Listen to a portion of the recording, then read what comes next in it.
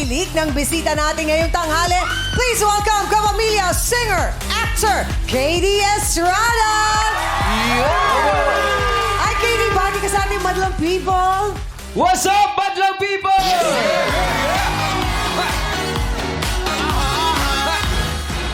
Yes, welcome KD.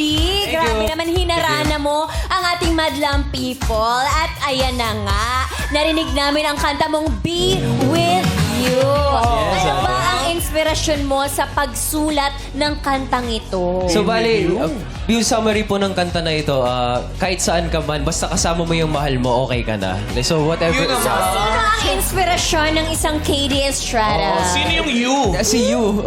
Si you. It's you. Ikaw you.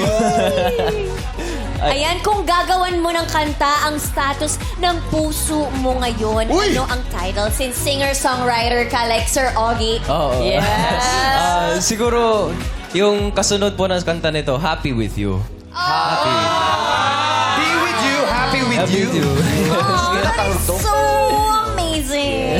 KD, papakilala sa'yo si KD Wow. Katie, wow! Hello, ako si KD Wow. KD, alam mo, ang pogi-pogi mo. Mas pogi po kayo. May Uy, huwag mo ipagkalat. Pero, kamusta manager mo? Okay na. Manager ko po. Okay na. Meron. Meron na.